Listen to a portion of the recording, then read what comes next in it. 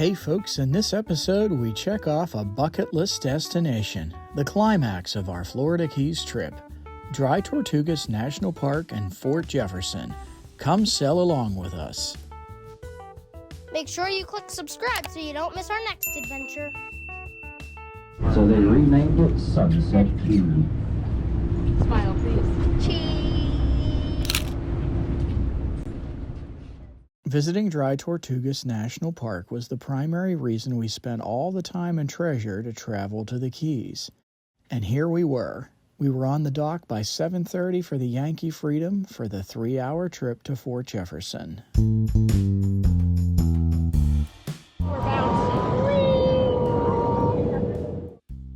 Fort Jefferson is located about 70 miles west of Key West in the Gulf of Mexico.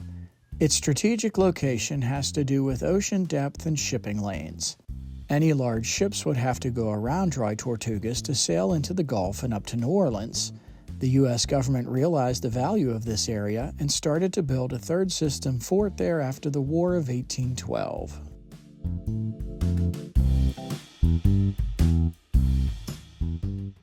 It was a beautiful day on the Gulf. There were dolphins and sea turtles, but sadly I didn't get any on film. The Yankee Freedom is an aluminum catamaran. It's not a small boat. The views from the deck on this day were amazing. The weather was great. But if the heat gets to you, you can pop into the air-conditioned cabin. There is a galley with simple food and drinks available. A sack lunch was included with the price of the trip. And of course, there's a gift shop.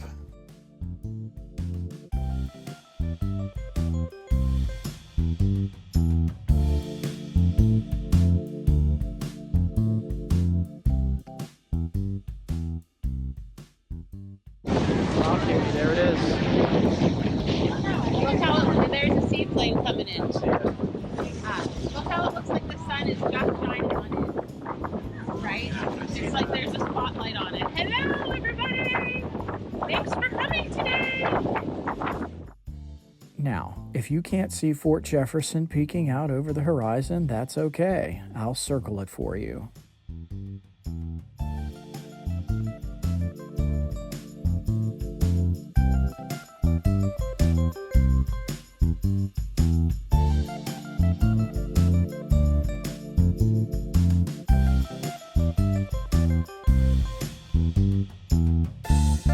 Here you can see the able crew of the Yankee Freedom 3 preparing to dock at Fort Jefferson.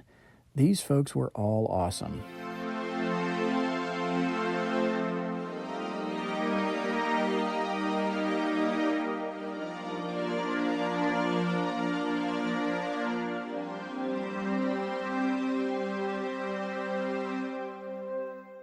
We recently listened to the audiobook Dear Bob and Sue. It's about a couple that visited 59 national parks.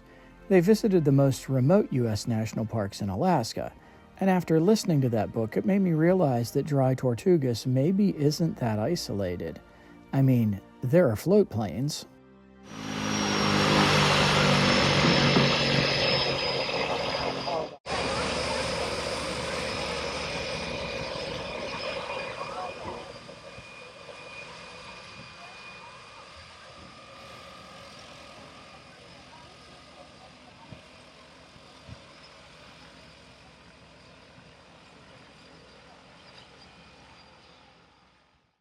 Funny story, one of my colleagues was also at Fort Jefferson the same day. What a coincidence. And she snapped this photo of Mrs. DaubSquad on the deck of the Yankee Freedom.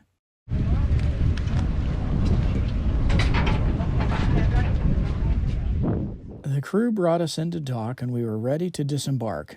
By the way, snorkel gear rental was included in the price of the cruise, although we used our own.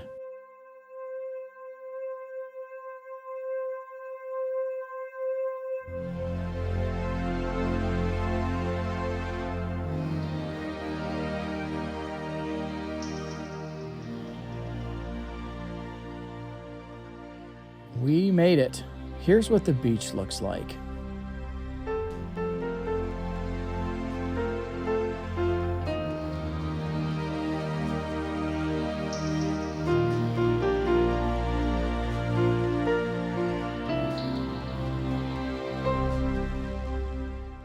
If you can't tell, Fort Jefferson is huge. More on that later. The Sally Port is made of granite from New Hampshire. It once had a drawbridge. Behind the drawbridge was an outer door. Behind the outer door was an inner door.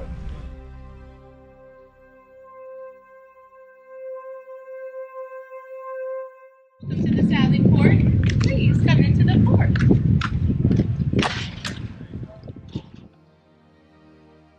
Fort Jefferson is one of the largest forts ever built, and it's the largest brick masonry fort in the Western Hemisphere. It's so big, in fact, that it started to sink the island it's on, Garden Key. It covers 16 acres and has over 16 million bricks. You can barely see across it here. Fort Jefferson guards the end of the 358-mile reef that controls access to the Gulf of Mexico. The Visitors Center at Fort Jefferson is pretty basic. Speaking of bricks, construction of the fort was started in 1846 with bricks from Florida. During the American Civil War, the bricks came from Maine. All right, bucket list. We're at Fort Jefferson on Dry Tortugas National Park. It's pretty amazing. The inside of this fort is 16 acres. Notice the echo? This massive fort was built to protect one of the most strategic deep water areas in the world. The U.S. government wanted a huge fort and the huge statement it made. I also like the Seaplanes. That was cool. Yes.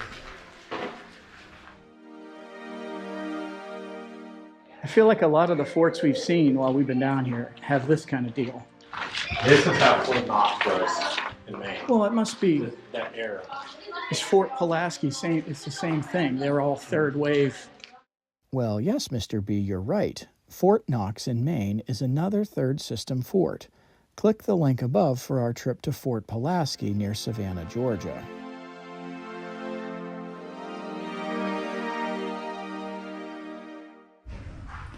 Yeah, you can tell that's a homemade boat. Okay, we're not totally sure, but we're pretty sure. This is probably a Cuban refugee boat. I have to ask somebody that knows more about things, find out. Put a little diesel engine in it with some Chinese markings. Well, we floated over here in comfort. Here's the motor, you can see right over there. We came over here in a very comfortable boat. I can't imagine being on the water in this thing. While we look around the inside of the fort, I'll tell you about the Cuban chug boats. An average of 400 refugees make it to Fort Jefferson every year. If the Rangers see them coming over the horizon, they call the Coast Guard to run them off. But the Coast Guard is 70 miles away in Key West. It's illegal to enter the U.S. this way, but the 1960s-era policy of one dry foot allows Cuban refugees to seek citizenship after landing on U.S. soil, and Garden Key is U.S. soil. Yeah, look at that. They'd heat them up, and they just roll down there and they grab them. Red hot cannonballs. These are the barracks. Yeah. I think the barracks are on the other side. These are the officers' quarters. Hi, Nate. So this place is amazing. It was built to house 2,000 soldiers. And this area is kind of like the Gibraltar of the Gulf of Mexico. It's the last of a bunch of islands that sort of keep shipping out of the Gulf of Mexico. So you had to go around this island. That's why the U.S. government wanted to put it here. It was sort of a show of force to keep other countries and pirates out. In fact, there used to be a lot of pirates here till the Navy sent somebody down to clear them out. It took them 3 years. It's amazing. Ugh, I don't think I'd want to do that. I didn't have kids that become any. Suppose they have Starlink. The first level of Fort Jefferson is incredible, but there are 3 floors to this thing, and the views from the top are even better. All right, let's go upstairs.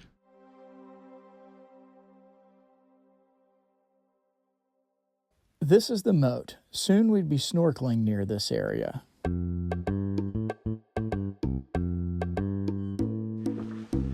Coral in the, oh my gosh.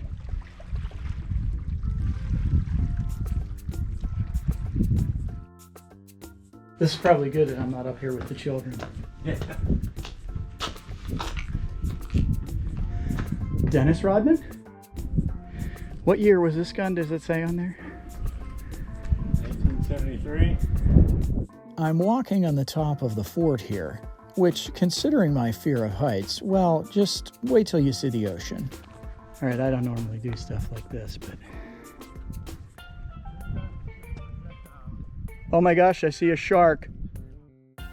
See it right there? 12 o'clock. Yeah.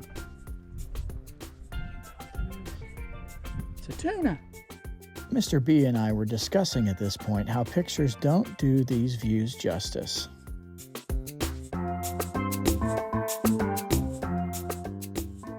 See the, oh, there's some big fish down there. Maybe we'll see those when we're snorkeling. Actually, you can't snorkel in the moat, right? Maybe that's the sheepdog shark. Yeah. Well, I really hope that's coming through on the camera. Probably isn't. It's also amazing there's sand up here. Right? Yes, sir. Okay, these would have been barracks, right? And then over there's the powder magazine.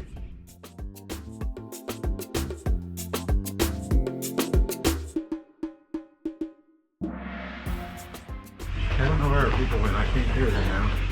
I don't see them. This could be a problem.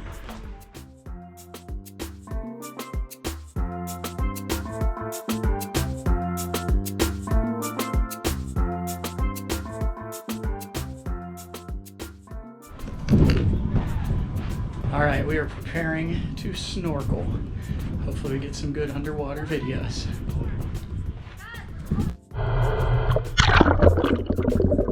Okay, so I hadn't snorkeled or done underwater video before, so it took a little practice.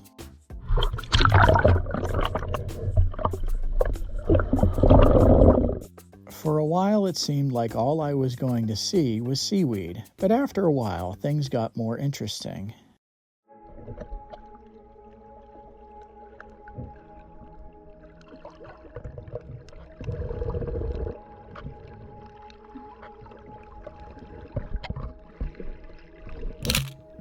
Natalie's pointing out a sea urchin here.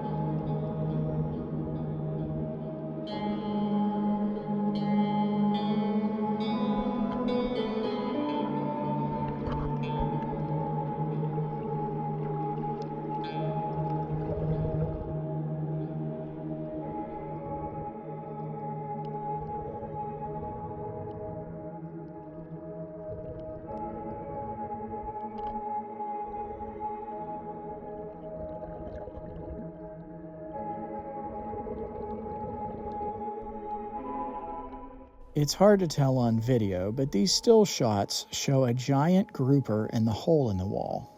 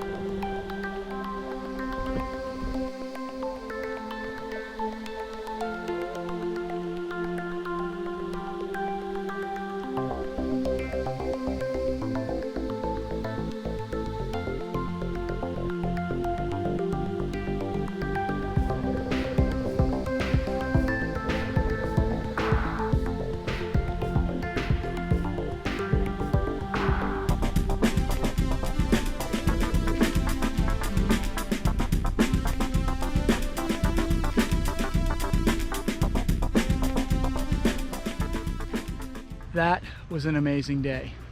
We got to see this huge fort, do some snorkeling, and we even got to see some seaplanes. What a blessing. It was time to head home. It's an all-day affair to come out here by boat. Report time to the dock was 7 a.m. and we didn't return until 5:30.